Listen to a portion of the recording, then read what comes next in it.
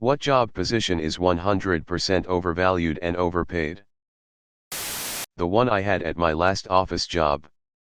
I was originally hired to be the manager of a new project, but the project was never launched and I had a long-term contract. After 5 months of being paid by only clocking in and out without doing any actual work, someone saw me in the pool for available associates and invited me to join their project as a frontline agent. Apparently at some moment the database just marked me as an available employee, without mentioning the rank I had been hired for. I stayed in the company for 6 years, getting paid the salary of a manager, but with the responsibilities of a regular agent.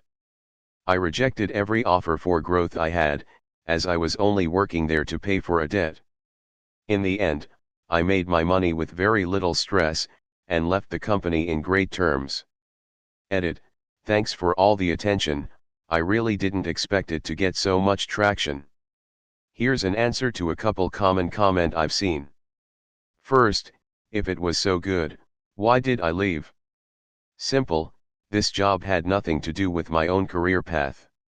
A few years back my life basically crumbled to pieces, I got into some really bad debt and at some point I just had to get a job, even if it was an office job I didn't want. Worked for 2 years in another company before I was recommended for the position in the one mentioned in my post.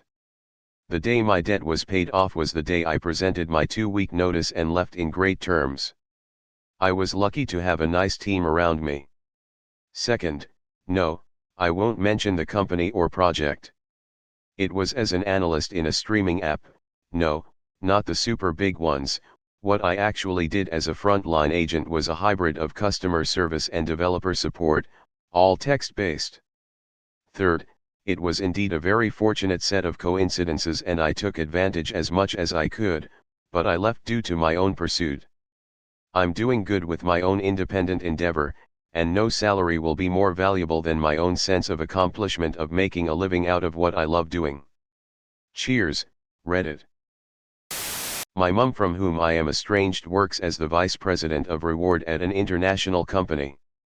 She basically arranges contracts so millionaires can get more money and gets paid £189,000 a year for it. Even she thinks it's ridiculous. Hospital CEOs, and actually almost all hospital upper management. There are so many layers of management that many of them barely step foot into a healthcare facility ever, let alone ever speak to a patient, yet all of them make 6, 7, 8-figure salaries plus mega bonuses. My hospital network CEO makes $11 million salary not including bonuses, which bothers me, but bothers me even more are all the board members and shit directly under him making nearly as much. It's hundreds of millions of wasted money paid to the people trying to screw staff out of good pay and screwing patients into paying big bills. I still don't know what big firm consultants do. Anything that could be reduced to I make a lot of money because I move a lot of money, like brokers, insurers, Wall Street stuff, real estate agents. Vivek Garipalli, Clover Health, $389.6 million. George Mekon, Bright Health, $180.8 million. Mario Schlosser, Oscar Health, $60.8 million. John Cow, Alignment Healthcare, $46 million. Realtor. While I believe they can provide value in some situations, technology has put a lot of the work into the buyer's hands. You find places you like, send them to a realtor, they walk you through and point out which rooms are bathrooms, print out a mountain of paper for you to sign and boom, $50,000 commission. The complete opposite is dishwashing at restaurants. They can't run without one. Life coach. Do car salesmen really do any work anymore? Last time I bought a car I looked online, did my research, and knew exactly what I wanted and basically showed up ready to buy. The dealer just gave me the keys for a test drive, then did the paperwork for me. Influencer. President of FIFA. In-house legal for a corporation. I basically browsed the internet most of the day in my office, maybe reviewed one or two standardized contracts and occasionally sat in during a firing. I made $80,000 a year plus benefits. Edit: to clarify, I am a paralegal, not an attorney, and the work was limited to contracts and entity formation. About 2/3 of the upper-level admins at the university I work for. I am here for a potential change of career. My uncle was a commercial airline pilot. He described his job as vastly overpaid in normal circumstances and vastly underpaid in emergency situations. Mine, LOL. But I'm not gonna tell my employer that. I work in fintech and I literally do nothing during 9 to 5.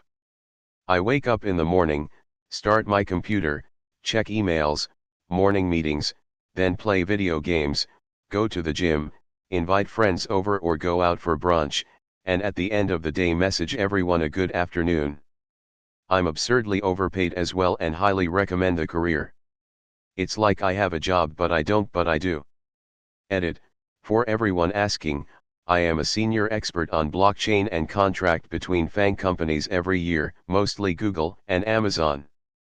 The hardest part is the schooling, but afterwards the actual work is quite easy. It's a pretty surreal career and I understand how privileged it is to have a stress-free job. I've seen how badly an unhealthy work-life balance can impact a person's mental health cause of my parents, which is why I got into IT. Second edit: my DMs are currently flooded, so apologies if I take a while to reply back, trying to respond to everyone with advice. Whoever was in charge of that fuck up in Ohio. One night I babysat 3 kids for about 2 hours or so. The kids went to bed when I got there, and the parents had left dinner out for me, so all I did was eat their food and watch their TV and pet their dogs. When they got home, the mom paid me $100.